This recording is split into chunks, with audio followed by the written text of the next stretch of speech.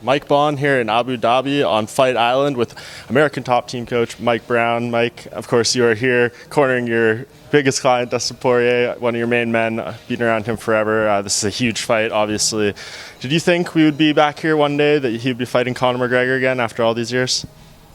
I'm not surprised these days, with anything really. But I knew big things were coming, and I knew he's always going to be at the very top of the weight class. And Conor is one of the biggest fights in the weight class or in the sport, so not totally surprised.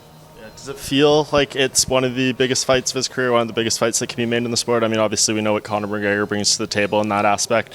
How does it feel throughout camp? Does it feel like it's something more significant? You guys have been through interim title fights, undisputed title fights. Where does it kind of rank in the hierarchy of that? I just know it's very big in Dustin's mind for, it's a rematch, something, a blemish that he doesn't have many of them that he would like to erase. And Conor is the biggest draw in the sport, and one of the most charismatic guys in the sport. So it's a big one. It's up there. Absolutely. And of course, you mentioned the rematch.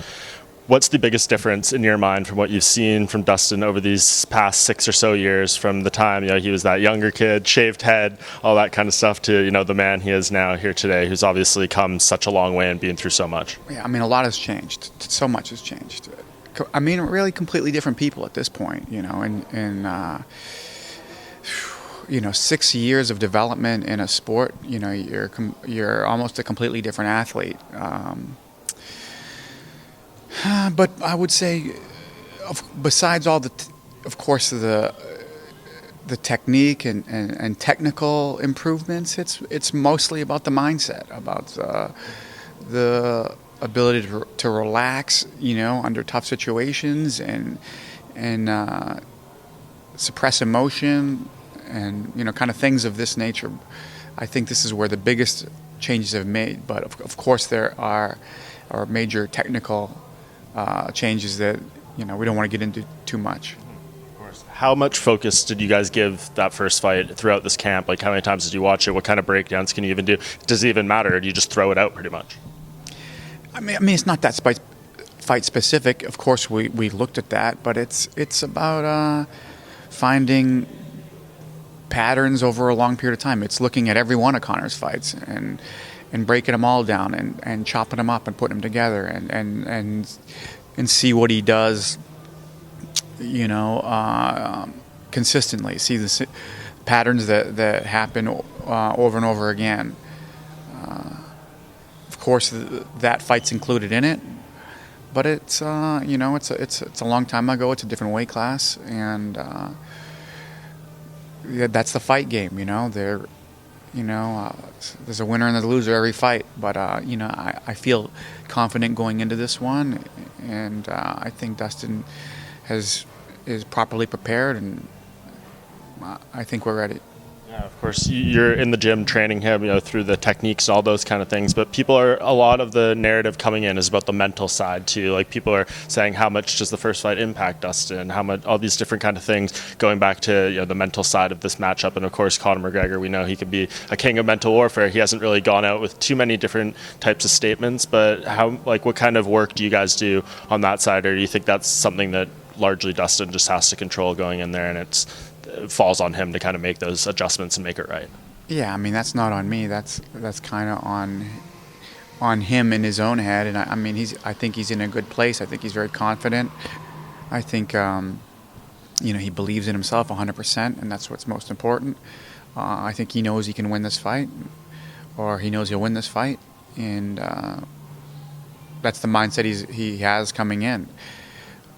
And he's in great shape, and I guess he's ready. Yeah. And you kind of said you don't want to go too much into the game plan aspect. Of course, respect to that. But when you're looking at Conor, only a couple fights in the past few years. The Floyd Mayweather fight, which is not MMA, the Khabib fight, we don't know exactly what he was going through leading in, and then a very, very quick fight against Cowboys. So, is there a level of unknown of exactly what kind of he's going to be bringing to the table, just because we don't know really what he hasn't been in there too much in the past few years. I mean, of course, early he always comes with something new and something fresh and something different. And honestly, we see some technical holes in the game, but most importantly, it's we see a lot of what everybody sees. He definitely has a weakness in conditioning. That's something that would be smart to exploit if possible. But there's technical holes there too, but something that you don't really want to get into at this point before the fight. Yeah, of course. And you've told me before, I mean, Conor comes out with his prediction, he says he's going to win in 60 seconds, but you've told me before that you could not be more thrilled when Dustin started getting 5-round fights, because he's just really thrives in that area. We've seen it, the Dan Hooker fight, what he was able to do in those later rounds and that kind of thing. When you look at this, do you feel that's a huge advantage for him? I mean, you kind of just said it there, the fact that he's able to be really accustomed to those 5-round wars and knows when to pick it up, when to maybe drop it off. Yeah, I mean, anybody can see this. Anybody who knows anything about the sport will realize quickly the longer it goes, the better it is for Dustin. And Conor's obviously struggled with conditioning. This is not his strong suit. Obviously, he's got great timing, good power, great precision. Very, very great, very good striker. And but we've seen him more than once struggle with conditioning. And this is also Dustin's strong suit. He's got some of the best, like, just natural conditioning I've ever seen. This guy is like, coming off his couch, he could be like drinking beers and eating cheeseburgers, and he could come off the couch and be sparring with world-class fighters that are peaking, and he's in better shape than them. He's definitely got some gifts and a talent there, and it's one of his, I would say it's one of his gifts, Sure. And one of the interesting stats I noticed about Dustin coming in here is, he has the second most knockouts in lightweight history, but he's also the only lightweight in history to land 150 significant strikes in 3 different fights. So he's clearly capable of, knocking a guy out, but also having a lot of volume in there. What have you seen in terms of the balance with that, and him being able to either land those big shots, or if he needs to give a lot of volume and output to win these fights too? That's what he is. That's what makes him. What he is. He's a guy who's a great conditioning, volume puncher with big power in both hands and both legs, and it doesn't go away. He can knock you out with either hand or either leg in round 1 or round 5, and it doesn't go away. And that's what makes him the world-class monster that he is. Any doubts if he wins this fight? I think we still don't know what's going on with Khabib Nurmagomedov in terms of the lightweight title, but if he wins here, do you feel his next fight should be a championship bout no matter what? I would assume it would be. I think he's the number one guy. I wouldn't be surprised if this was the title fight. I think whoever's in the title fight, it's going to be him. I think he's the number one guy under Khabib, of course. But it doesn't look like it. Looks like Khabib is, set sail, and he's on his way to retirement on an island somewhere.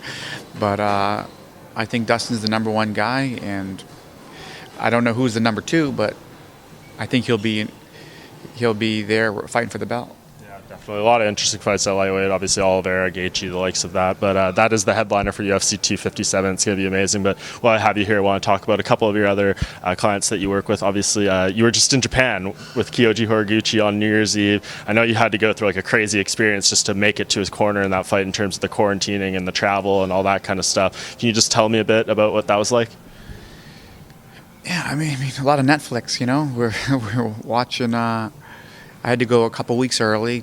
I think I was there 2.5, almost 3 weeks, and sitting in a small room in Japan, waiting for the rematch with Kai Asakura. And I'm super pumped for the result. And Kyoji is one of the hardest workers I've ever met. One of the most dedicated athletes I've ever met. And probably the number 1 most dedicated guy I've ever seen. So it's not a hard decision to make sacrifices for a guy like that. And honestly, I probably would have done it for 2 months instead of 2 weeks to watch him perform and do what he does. I'm happy for him to get that win back and be back on top with and now rising champion. Yeah, and as you kind of talk about his skills and his dedication, I mean, I remember Dan Lambert telling me that he's the most talented guy who's ever walked through the doors of American Top Team, which is an incredible statement to make. But for him, during that year, the injuries and stuff, he has to vacate the belts for Bellator and do all this stuff. I mean, just you kind of said it how happy you were, but to see him kind of make that, go through that and come back, avenge the loss, and reclaim that title, just supposed to be a very good feeling for you. Unbelievable. I'm still happy about it. I'm still like it makes. I've been kind of like floating around for a few weeks now. Yeah, I mean the kid pours so much into it. He was living in the dorms, like living in the gym for years at ATT, and he would fight, and he would be back in his little tiny room within a week or two after his fight every time, coming from Japan, away from his family, away from his girlfriend, away from everybody, just right back to training immediately every time. So dedicated. I mean, so much to the fact that they named the dorms after him. It's been named Horiguchi Hall. It's got his names painted on the wall. Yeah, and he's a great role model for any young athlete. He's a little samurai, man. He's incredible. He was so active there before the injury and obviously had to take the time off. What do you kind of see for him going forward? Would you like to see him get the chance to get that Bellator title back, defend it, and defend his Rising belt? What kind of things do you think are in the horizon for him in 2021? I mean, I would like to see the biggest fights possible, whatever that is, whoever they can get, but I want to see I want to see him challenging, for the number one spot in the world, because I think that's who he is. So the best fighters they can find, that's who he needs to fight. That's what we need, I guess. Yeah. Sure. And as we look ahead to 2021, PFL is returning, and that means Kayla Harrison is going to be back doing the tournament again. Just where has she kind of stood right now? I know she was incredibly frustrated with the lack of activity and everything like that, but was able to get a fight in with Invicta and stuff like that, and hopefully the season starts up in the next couple of months here, and she's able to get that schedule rolling. But what have you seen in her development kind of behind the scenes when she's not being able to be as active? But I know she's still in the gym working every single day. Yeah, another gym rat. This is someone who is, whether she's got a fight or not, she lives in the gym. She's there pretty much twice a day, every day, whether there's a fight in sight or not. Another very, very, very dedicated athlete who's made huge strides, huge gains. I mean, you would expect this from somebody who obviously is, I would say, gifted genetically and also all in and fully committed in every way. I mean, she lives her life to be the best fighter on the planet, and she's made unbelievable gains from day one. But now she's 8-0. Now she's had 8 fights with all that experience, and now very comfortable in the cage. And I mean, she's really at the point, I think, to start fighting, and whoever they throw at her, anybody in the world they got, throw it at her. I think she's ready for big challenges, and she can. She's at that point where she can take anybody, I think, whatever they send at her. Well, it's going to be curious to see what the future holds for her. I know she's made it very public that her contract with PFL ends at the end of the season, and now fighting at 145, it seems like those big fight options, whether it's Cyborg or potentially Amanda or something like that down the road, that kind of opens up fighting in that division.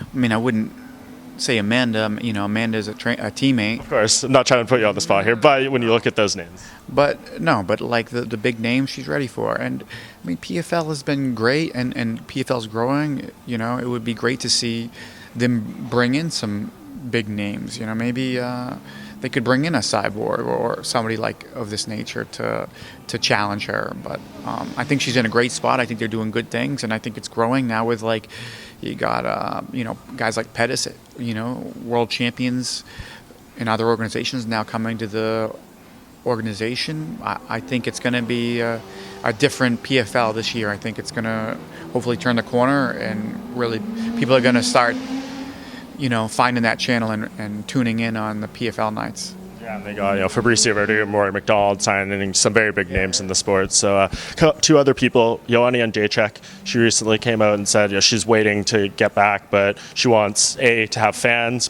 in her return, and B, wants a better contract, and C, if possible, a title fight, which I'm sure everyone would want. But as far as where she stands, how often are you seeing her in the gym, and what kind of conversations have you had with her as far as her career? She was just there for 4 to 6 weeks, I forget how much. Just before I left, she was at ATT and just training, working on getting better, improving her skills. But I think she's been there, done that, done it all. She was a UFC champion for many years, and has maybe tied for the most title fights. She's up there as one of the most decorated female fighters of all time. And it's got to be something big to draw her in. She's not going to fight some small rinky-dink fight that doesn't mean anything. I think it's going to take something to excite her, something significant to get her off the couch and get her into the cage. But she's definitely willing and ready and eager and wanting that. But I don't think at this point in her career she's going to fight for peanuts or to prove herself. She has nothing to prove. She was a world champion for years, and it has to be something to excite her. Yeah, and in her sense, was maybe the pandemic a little bit of a blessing? Sitting cage side, I thought she won that fight against Zhang Weili. It just got the pretty much unanimous fight of the year from all the media outlets, stuff like that. But is a good break after a very tough war, and of course we saw the physical side of it with her. Was that maybe a blessing in disguise away, having this type of break after that fight? I'm not sure, because honestly, I think she's got a good shot at getting another title shot, to be honest, just because that fight was so close. She's a draw. She's charismatic. People want to see her fight, and I think that's what she wants. But I think for that to happen, we need things moving. I think that she's not next. I think they're gonna maybe, I'm not sure who will be next. Maybe whether it's Rose, whoever it is, but that needs to happen. We need the champion to be fighting, and then I think she'll get her turn. But I think they want to give some other fights to Weili, and so we need the ball moving a little bit, and I think she'll be back in there, hopefully fighting for another title in the near future. So then last but certainly not least, Jorge Masvidal. Obviously, we're a few months removed from the very, very short notice fight against Kamaru Usman for the title. I thought still had a very strong performance there, given the circumstances and everything like that. It seems very much rumored that the Colby Covington fight is going to be next. That's what Colby said he wants. That's what Dana says they want, and they're working on. Is that the fight that, from your side, that makes most sense for him coming into the next one? It's up there. I think that.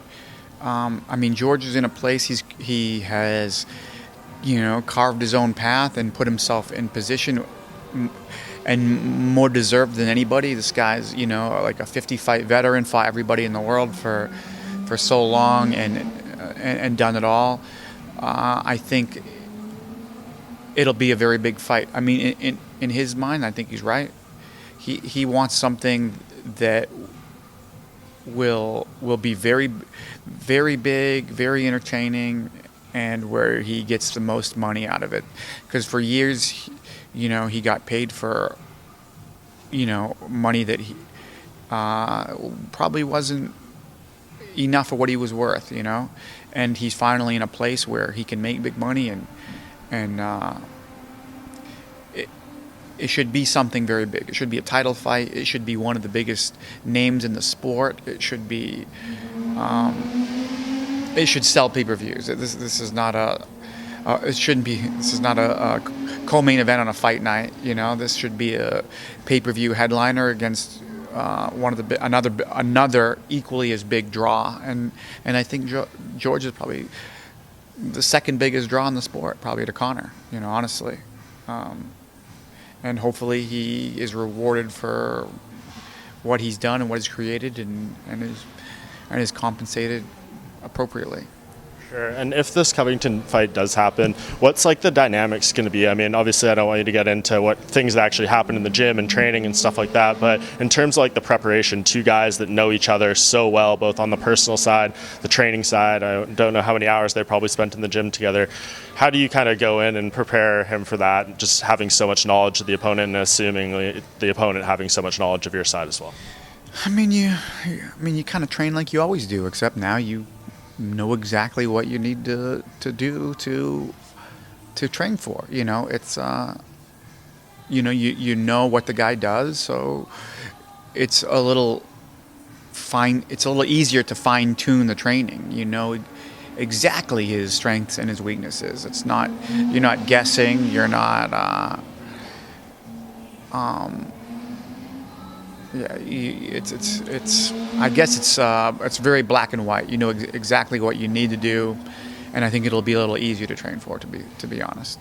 Is that his excitement in potentially getting a rematch with Bohn as well? Like, he was in there, he had the 5 rounds. He knows that he wasn't at his best in terms of being prepared, and it seems like, you know, especially the moment after the fight, he was so keen. Like, I want this rematch. And can you just see that drive from him and wanting to get that fight back? Yeah, I mean, I think he felt it. I think he knew that, like, man, I was in terrible shape, and I was very comfortable in there. I was able to get back up. You know, anytime he got taken down, he was able to get back to his feet, and he was tired because he was, you know, to be fair, in pretty bad shape. So he was very comfortable on his feet. Obviously, he was able to see everything coming, and I think there was a very big gap in the levels of stand-up capability between the two fighters, and I think he felt that and saw it, and he knows, like, yeah, if I wasn't tired from lack of camp, then this would have been a much different fight. Right. And last thing, actually, I mean, so many more big fights coming up for you guys, so many people in the gym. Is there anyone that we didn't bring up here that we need to keep an eye out for, whether it's, you know, a longtime veteran like an Andrei Arlovski, or like a much younger person like a Valerie Loreda or someone like that? Who is someone that has you really excited to work with going into 2021 that you think is going to, you know, be big moments for you? Of course, Andrei. Man, Andrei's on a 2-fight win streak against younger guys, where he was a big underdog in both fights. And next is another young up-and-coming stud, Asparel. And this is, hopefully we keep this ball rolling, man. I'm happy with what he's doing. You kind of put me on the spot because there's a bunch. I don't want to forget some, but I guess we'll leave it at that. I'm pumped for Andrei to continue his win streak, and his resume is unbelievable. Over 50 fights, UFC champion, fought over 20 years at the UFC level. This is an incredible run he's on. Yeah, pretty amazing to think there's any heavyweight out there that's fought in the UFC like 30 times, and he's the only one to make that benchmark. So pretty amazing. And he was like fought many world-class fights outside the UFC. You know, he holds many UFC records, but he was also, like, many years he left and was fighting, like Tim Sylvia, former UFC champion, outside the UFC. He was fighting very, very good guys outside the UFC for many years. I mean, his resume is unbelievably impressive. Yeah, can't wait to see how long the Arlovski train keeps rolling. It's pretty amazing he's still around. But really appreciate you taking so much time. Obviously, you know, UFC 257 going to be a huge fight. Dustin Poirier versus Conor McGregor coming up Saturday night here in Abu Dhabi.